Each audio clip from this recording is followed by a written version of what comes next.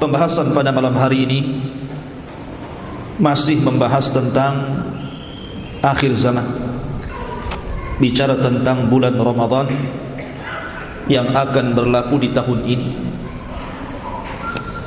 Karena kalau seandainya melihat 10 tahun Ramadan ke belakang, tidak antum jumpai pertengahan Ramadan itu hari Jumat. Dan itu baru kita temui di Ramadan insyaallah tahun ini. Antum bisa cek kalender bahwa Ramadan tahun ini pertengahannya jatuh di hari Jumat. Ketika Ramadan ini akan jatuh di hari Jumat, maka kemudian beredarlah hadis Nabi SAW yang sangat-sangat mengkhawatirkan, sangat-sangat menakutkan. Saya akan bacakan hadisnya dulu.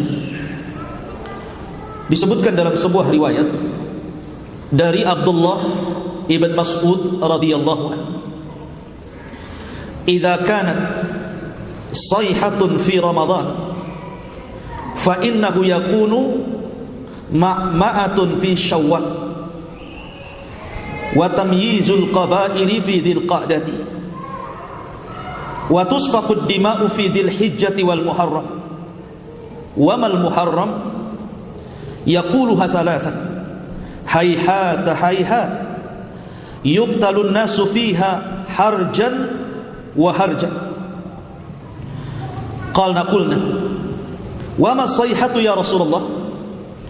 Qala haddatun fi nisfi min Ramadan lailata jum'atin fatakunu haddatun tuqidun na'id wa tuqidul qa'id wa tukhrijul awatiqa min khudurihinna fi lailati jum'atin fi sanatin kathiratiz zalazili fa idza sallaitumul fajra min yaumil jum'ati fadkhulu buyutakum wa aghliqu abwabakum wa suddu kuwakum. Kemudian wadathiru anfusakum wa suddu adhanakum fa idza hasastum bis sayhati fakhirru lillahi sujjadan wa qulu subhanal quddus rabbunal quddus fa inna man fa'ala dzalika naja wa man lam yaf'al dzalika halaka. Ma'asyiral muslimin yang dimuliakan Allah Subhanahu wa taala, dari Abdullah ibnu Mas'ud, perhatikan hadis ini, ngeri kalau kita baca. Apabila terdapat suara yang sangat dahsyat di bulan Ramadan, maka akan terjadi huru-hara di bulan Syawal. Akan banyak golongan manusia yang saling memisahkan diri di bulan Dzulqa'dah. Akan terjadi pertumpahan darah di bulan Dzulhijjah dan juga bulan Muharram. Kemudian Rasul ditanya, apa yang harus dilakukan di bulan Muharram? Orang ini bertanya 3 kali. Maka Nabi SAW bersabda, sangat disayangkan sekali saat itu manusia akan saling membunuh dan sangat kacau keadaannya. Maka kami bertanya lagi, apa suara yang dahsyat itu wahai Rasulullah yang akan terjadi di pertengahan Ramadan itu? Maka Rasul mengatakan, suara itu terjadi di pertengahan bulan Ramadan bertepatan dengan malam Jumat, dan suara dahsyat ini akan membangunkan orang-orang yang sedang tidur, menjatuhkan orang-orang yang sedang berdiri, menjadikan para wanita-wanita terhempas dari kamar-kamar mereka. Pada saat itu akan banyak terjadi gempa. Pada saat itu cuaca yang sangat dingin akan menerpa. Hal itu apabila pertengahan bulan Ramadan di tahun itu bertepatan dengan malam Jumat. Apabila kalian melaksanakan sholat subuh di hari Jumat pada pertengahan bulan Ramadan, maka masuklah kalian ke dalam rumah-rumah kalian, kuncilah pintu-pintu rumah kalian, tutuplah jendela-jendela rumah kalian, dan selimutilah diri-diri kalian, serta tutuplah telinga-telinga kalian. Apabila kalian merasa ada suara dahsyat, maka bersungkurlah sujud kepada Allah Subhanahu wa taala seraya berzikir, Maha suci Allah, Maha suci Allah, Maha suci Allah, Maha suci Allah, wahai Rabb kami, Maha suci Allah. Ma'asyiral muslimin yang dimuliakan Allah Azza wa Jalla, hadis ini dijadikan sandaran oleh sebagian doa tentang akan terjadi huru-hara di tahun 2020. Masalahnya ikhwatu fillah muliakan Allah Azza wa Jalla, hadis ini apakah derajatnya sahih ataukah derajatnya dhaif? Kalau seandainya hadis ini sahih, maka tentu kondisinya akan mengerikan, karena akan terjadi di pertengahan bulan Ramadan itu suara yang sangat dan maha dahsyat. Karena dalam riwayat akan ada bintang berekor, kemudian mengelilingi di langit, kemudian akan muncul meteor yang akan tertumpah ke permukaan bumi.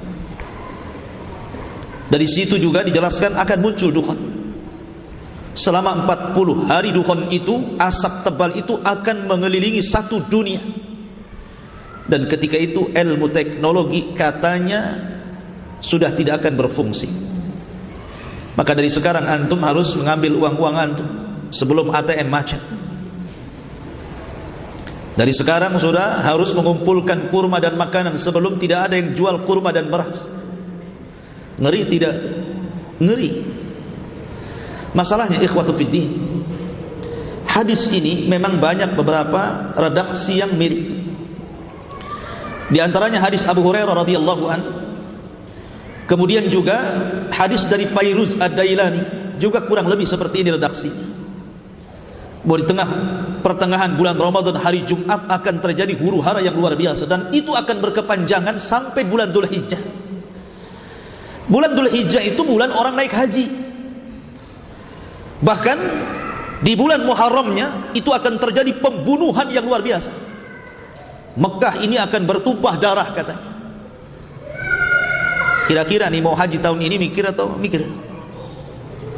Ma'asyiral muslimin yang dimuliakan Allah Azza wa Jalla, hadis ini tidak benar. Disebutkan oleh Imam Az-Zahabi rahimahullahu taala, hadis ini adalah hadis maudhu. Apa arti maudhu? Palsu. Dan juga Imam Ibnu Jauzi mengomentari juga hadis yang redaksinya sama tapi dari jalur Abu Hurairah.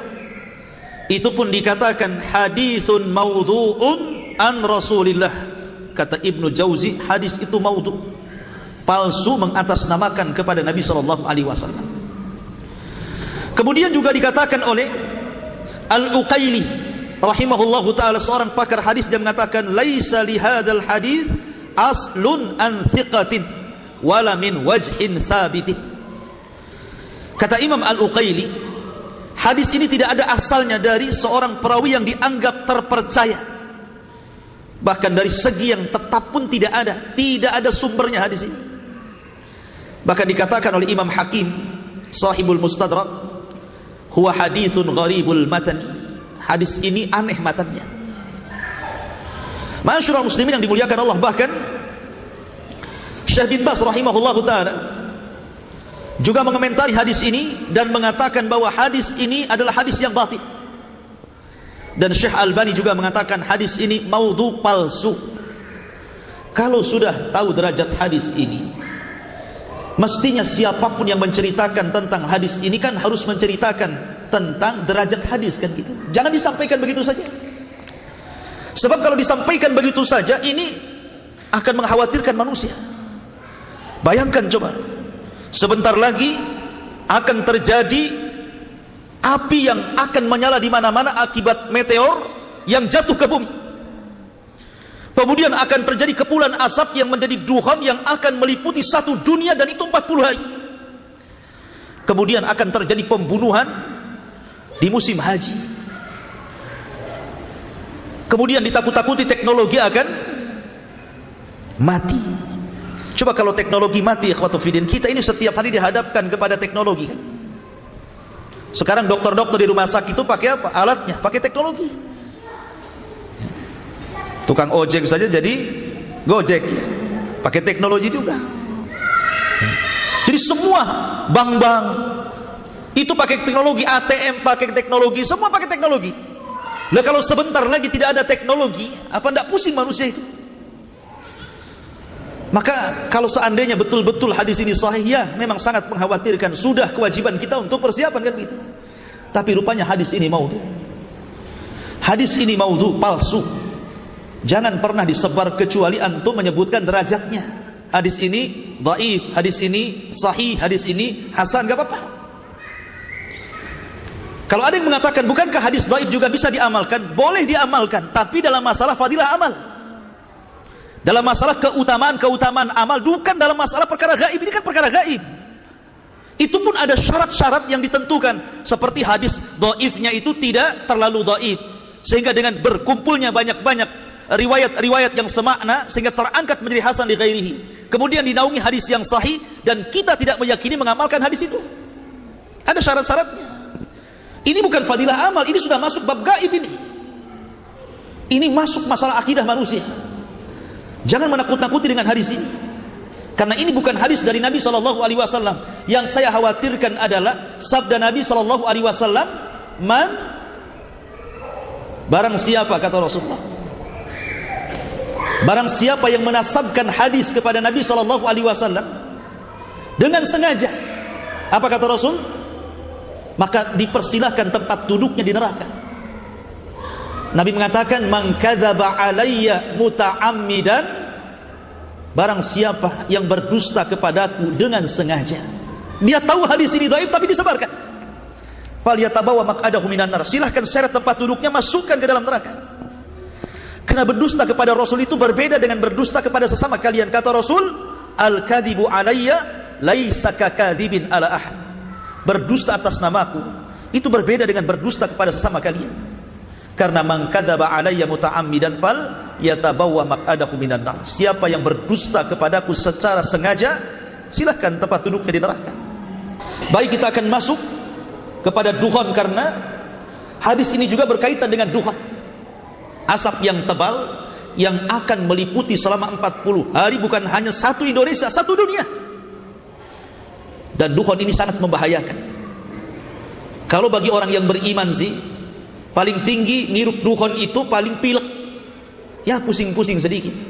Tapi bagi orang kafir, kalau dia hirup duhan itu akan keluar dari telinganya, asap itu akan keluar dari matanya, asap itu akan keluar dari hidungnya, asap itu akan keluar dari duburnya.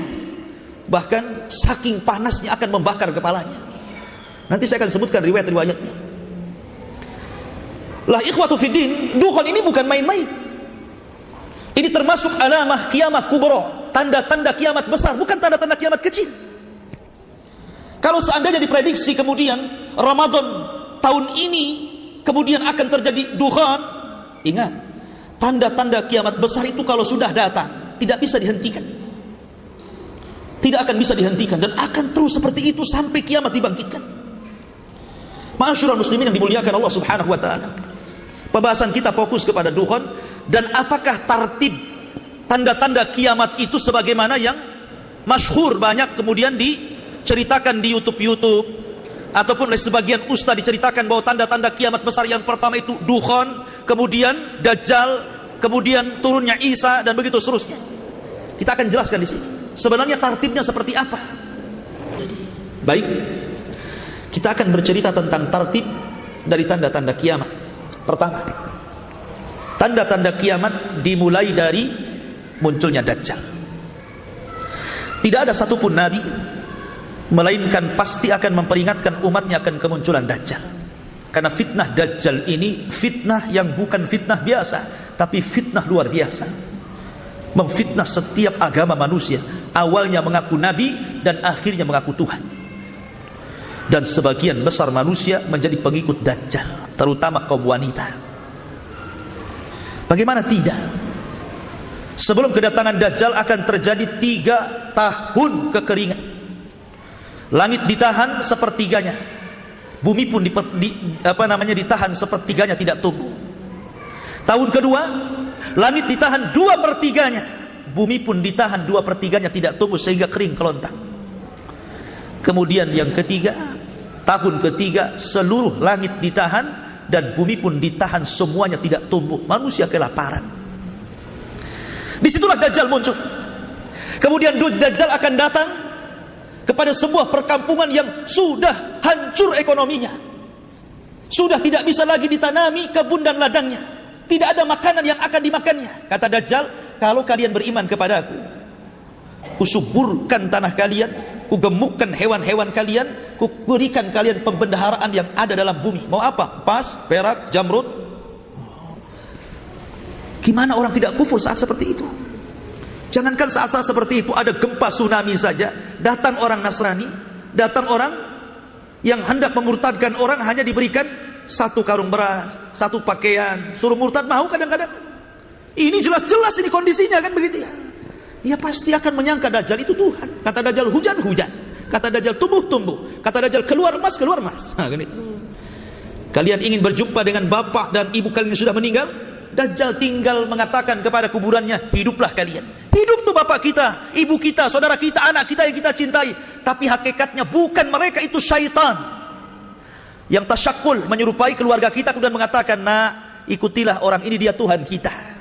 Jadi banyak orang yang ikut Dajjal. Dari sinilah kenapa kita disuruh berlindung dari Dajjal.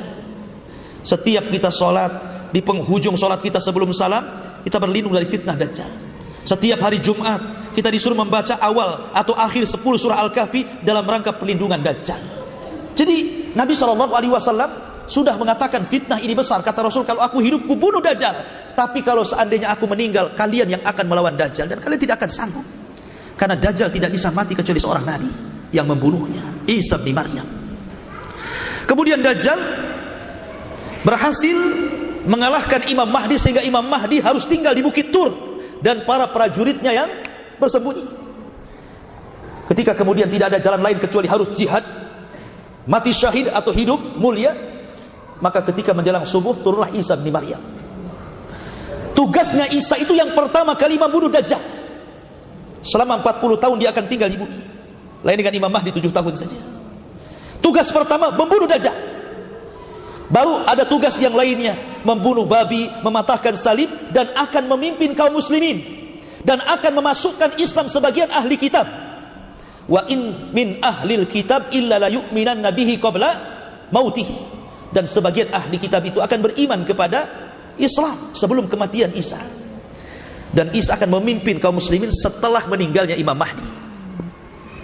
Ketika di zaman Isa inilah, belum lagi Isa wafat, Allah kemudian hancurkan benteng yang dibangun oleh Dzulqarnain. Di balik benteng itu ada 2 kabilah besar. Satu kabilah Ya'juj dan yang kedua kabilah Ma'juj. Jumlah mereka banyak. Satu di antara kita 999 dari mereka. Banyak. Kata Rasul, kaum ini tidak bisa diperangi dan tidak bisa dibunuh, saking banyaknya. Sehingga kemudian banyak orang-orang yang di luar rasnya dibantai, dibunuh dan dimakan. Kanibal. Sampai merasa bahwa dia sudah membunuh di luar rasnya, tidak ada satupun hidup. Orang-orang yang hidup di bumi, dia sombong kemudian menatap langit dan mengatakan, qatalna man fil ardi sanaqtuluhu man fis sama. Kami sudah membunuh semua orang yang ada di bumi, kau juga yang di langit kami akan bunuh juga, katanya. Maka mereka mengarahkan tombak, panah, lembing, dilempar. Wa makaru makran wa makarna makran wallahu khairul makirin. Mereka hendak membuat makar, Allah pun buat makar. Panah mereka disedot sampai tidak kelihatan di balik awan. Kemudian dikembalikan lagi seolah-olah ujungnya sudah berlumuran darah. Pada Allah sengaja membuat itu, tidak ada orang yang mati. Maksudnya tidak ada makhluk yang mati di langit. Tapi mereka makin sombong, seolah-olah sudah membinasakan orang yang di langit. Maka di sebelah Allah tampakkan kekuatannya. Allah kirim satu makhluk kecil namanya Naghaf, ulat, masuk di tengkuknya, satu mati-mati semua. Allah kok dilawan? Mana ceritanya? Siapa yang bisa melawan Allah? Ketika Ya'juj dan Ma'juj habis semuanya meninggal dunia karena dianggap oleh Allah Subhanahu wa taala dengan ulat, maka kemudian Allah kirim burung-burung besar mengangkat jasadnya, dilempar tah ke mana wallahu alam, tah ke lautan, tah berantah di mana. Tapi kemudian Allah turunkan hujan, Allah bersihkan lagi bumi sehingga Isa bin Maryam dikembalikan lagi dalam kehidupan yang luar biasa. Tuba liman asya ba'dal masih. Beruntung orang-orang yang hidup di masa Isa bin Maryam hidup. Di mana cangkang delima bisa masuk orang di dalamnya. Belum tahu cangkang delima? Sebesar apalah delima itu? Kalau cangkangnya orangnya bisa masuk, berarti delimanya besar. Seperti itu buah-buahan itu. Berarti kalau buah durian antum bisa tidur tuh di cangkangnya itu. Artinya bahwa itu barokah, betul-betul barokah. Dikembalikan lagi bumi itu sebagaimana aslinya, berkah di mana-mana. Sampai Isa bin Maryam kemudian meninggal dunia. Setelah Isa bin Maryam kemudian meninggal dunia, maka kemudian manusia kembali, sebagian mereka kufur dan sebagian mereka tetap beriman. Lah ketika itu orang dihebohkan karena di daerah yang sangat jauh Nun di sana, di daerah barat, Hashfun bil Masyriq, di daerah timur, rupanya Allah Subhanahu wa taala kirim gempa bukan hanya menghancurkan satu desa. Kayak Lombok itu kan satu kabupaten tuh. Jadi bubur tuh. Ini bisa menghancurkan satu negara. Dari timur terdengar ada gempa satu negara rata.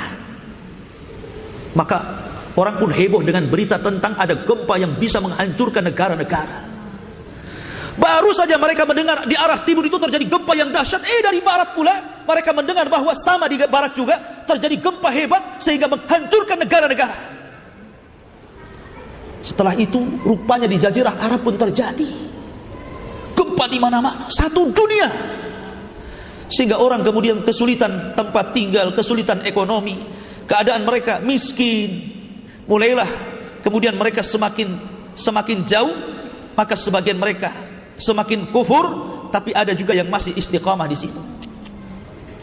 Maka dalam kondisi seperti itu, tiba-tiba Allah mengingatkan mereka agar mereka tobat.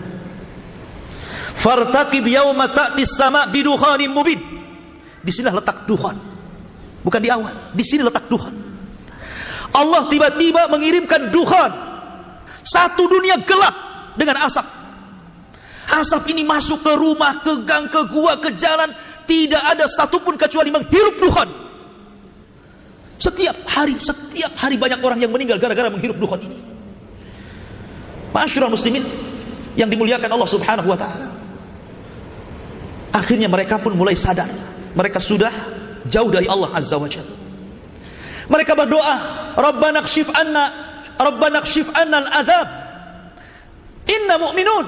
Ya Allah, ini orang-orang yang ahli maksiat ini berdoa, ya Allah, angkatlah azab ini, angkatlah asap ini, kami berjanji akan beriman. Lihat. Akhirnya Allah Subhanahu wa taala pun mengangkat azab itu, hanya 40 hari saja duhan itu. Tapi sudah banyak orang mati, sudah banyak terbakar kepalanya, terpanggang seperti kepala ikan. Ya. Maka ketika duhan, sebenarnya duhan itu alamat terakhir bagi orang yang ingin bertobat.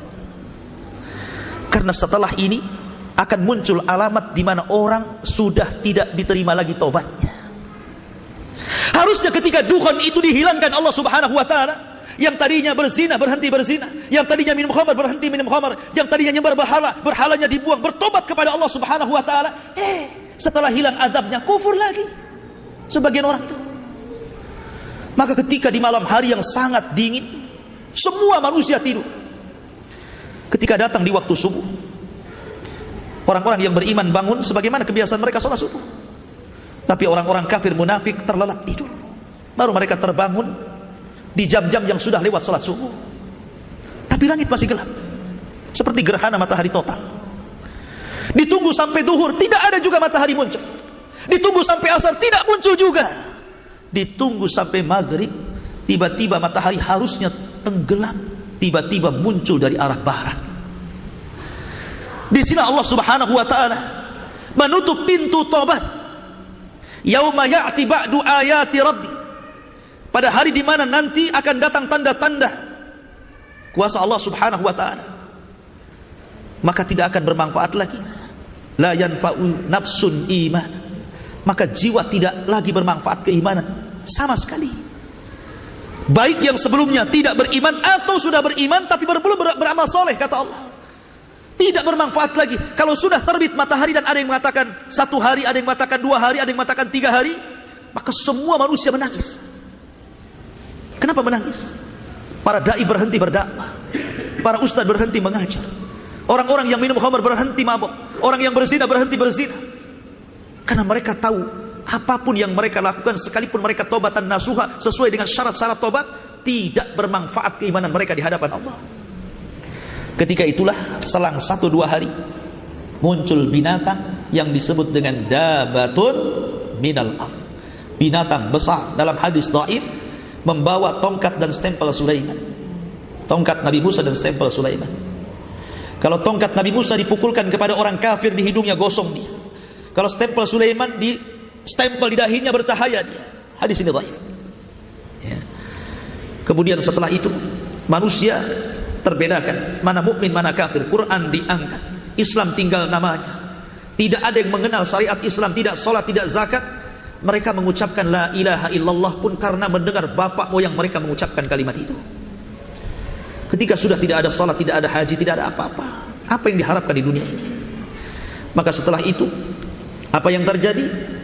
Maka tiba-tiba Allah kirim api dari arah Aden atau Hijaz, yang kalau di malam hari api terdiam, tapi di siang hari api itu menggiring sampai manusia tepat berdiri semua di padang yang disebut dengan Syam. Syam, negeri di mana manusia akan berkumpul di situ. Ketika itulah Rasul mengatakan la taqumus saah illa ala syiraril khalqi. Tidak tegak hari kiamat kecuali akan ditimpakan kepada manusia yang paling buruk. Karena sebelum ini terjadi Allah akan kirimkan angin. Angin yang sangat dingin yang akan menerpa ketiak-ketiak orang-orang yang walaupun dalam hatinya memiliki sebiji zarah keimanan, meninggal. Sehingga orang-orang yang beriman tidak pernah merasakan tiupan sangkakala pertama Israfil. Yang akan merasakan tiupan sangkakala Israfil itu adalah orang-orang kafir. Dan yang pertama kali mendengar tiupan itu adalah seorang laki-laki yang sedang memperbaiki bak minum untuk untanya. Tiba-tiba jatuh mati, disusul dengan orang yang di pasar, di jalan-jalan, kemudian di rumah-rumah. Bayangkan satu malaikat, kekuatannya sama, bahkan melebihi seluruh manusia dan seluruh jin. Kalau seluruh manusia dikumpulkan, dihidupkan kembali, seluruh jin dihidupkan kembali, kemudian kekuatan mereka dibandingkan dengan satu malaikat Israfil, maka malaikat Israfil jauh lebih kuat daripada kekuatan seluruh manusia dan jin. Sekali tiup, hancur, mati semua manusia, bahkan malaikat. Makanya Nabi SAW pernah tidak enak minum, tidak enak makan. Ditanya kenapa Rasul? Kata Rasul, bagaimana aku akan enak makan, tidur, sementara aku memikirkan Israfil sudah siap meniupkan trompetnya, memandang matanya ke arah, siap diperintah Allah Subhanahu wa ta'ala. Al-qari'atu mal-qari'ah, wa ma adraka mal-qari'ah, yauma yakunun nasu kal farashil mabthus. Dan itu masuk kepada kiamat. Intinya bahwa tidak benar kalau dukhon itu akan terjadi di bulan Ramadan ini. Wallahu a'lam. Karena jelas hadisnya juga maudhu, palsu. Kemudian tartib ulama juga, ada yang mengatakan di awal, ada yang mengatakan di tengah, ada yang mengatakan di akhir. Wallahu a'lam. Ini ijtihad para ulama. Sehingga kita tidak bisa memastikan bahwa tahun ini akan terjadi dukhon yang maha dahsyat. Hati-hati, hati-hati. Persiapkan. Ya betul, kita harus persiapan. Karena kiamat bagi kita itu bukan menunggu kiamat besar, bukan, tapi kematian. Kata Nabi SAW, idza mata ahadukum faqad qamat qiyamatuh. Kalau seandainya meninggal salah seorang di antara kalian, berarti tegaklah kiamat untuk kalian. Jadi kita mempersiapkan bukan untuk kiamat besar, bukan, tapi untuk kematian kita. Wa ma tadri nafsum bi ayyi ardin tamut. Kita tidak tahu meninggal di mana, tapi kematian sebuah kepastian. Idza jaa ajaluhu la yastakhiruna sa'atan wa la yastaqdimun. Kalau ajal datang, tidak akan nunggu-nunggu. Ya. Dan setiap orang mati berarti tegaklah kiamatnya. Karena kita tahu kita akan mati, itulah makanya kita persiapan. Makanya Rasul mengatakan al-qayyisu man dana nafsa wa amila lima ba'dal maut. Orang yang cerdas itu adalah orang yang introspeksi diri dan mempersiapkan bekal untuk sebelum kematian. Itu orang cerdas namanya. Ya. Bukan sibuk kita kumpulkan makanan untuk makan 1 tahun. Kita kumpulkan uang-uang kalian pakai emas, kita kumpulkan 1 tahun, nanti nggak ada uang lagi. Bukan. Persiapan kita ini adalah takwa. Wa tazawwadu fa inna khaira zadit taqwa. Persiapkanlah dan sebaik-baik persiapanlah takwa Allah Azza wa Jalla. Ini yang kita siapkan, takwa ini. Karena belum tentu. Ya, karena ada saja ya, nanti ini diupload di YouTube, nanti macam-macam tuh ya. Macam-macam kan. Seolah-olah kalau yang mungkin mengatakan tahun ini akan terjadi kiamat, ketika kita ngomong begini seolah-olah kita ini nggak percaya dengan kiamat. Tidak, kita percaya kiamat. Siapa yang tidak percaya kiamat? Cuman kan kiamat ini rahasia Allah. Tidak tahu, Jibril aja tidak tahu kok. Ya. Kemudian mereka mengatakan bahwa ini sebentar lagi akan kiamat, karena tanda-tanda kiamat besarnya ini sudah insya Allah tahun ini akan muncul. Dan itu karena apa? Berawal dari memprediksi umur umat manusia atau kaum muslimin itu dari 1500 tahun, supaya sama angkanya, maka kemudian diurut dari sekarang. Kalau tidak, nanti akan lewat dari 1500 tahun kan? Ya, jadi harus pas dengan angkanya itu. Masalahnya kalau terjadi kan mengkhawatirkan, ya kita bertobat kepada Allah. Kalau nggak terjadi, sementara dia sudah berkuar-kuar ke sana kemari membawakan hadis-hadis maudhu umpamanya, maka kita semua yakin percaya bahwa kiamat akan datang. Bahkan kita persiapan itu untuk kiamat kita sendiri, yaitu kematian. Dan itu pasti. Ya. Terkadang saling menghujat di komen itu, tidak perlu saling menghujat. Kita masing-masing belajar, masing-masing beramal. Ya. Perbanyak belajar. Karena biasanya yang komen itu kan karena kurang ilmu. Hanya terpengaruh model semangat tak tentu pasal, kata orang Melayu. Tahu semangat tak tentu pasal itu? Semangat itu harus dibarengi dengan ilmu. Ya, jadi semua ada pembahasan dari para ulama, sehingga tidak bisa kemudian merasa bahwa kiamat ini pasti terjadi. Ya, bisa terjadi, bisa tidak. Itu rahasia Allah Subhanahu wa taala. Wallahu a'lam. Saya kira ini yang bisa sampaikan. Mudah-mudahan ada manfaatnya. Kita tutup dengan kafaratul majlis. Insyaallah mungkin kalau untuk tanya jawab minggu depan kita di Jabal Arafah, ya. Di sana agak lama, mungkin bisa antum tanya jawab seputar pembahasan kemarin dan sekarang di Jabal Arafah minggu depan. Subhanallahi wa bihamdika, asyhadu an la ilaha illa anta, astaghfiruka wa atubu ilaik. Allahu ta'ala alam. Assalamualaikum warahmatullahi wabarakatuh.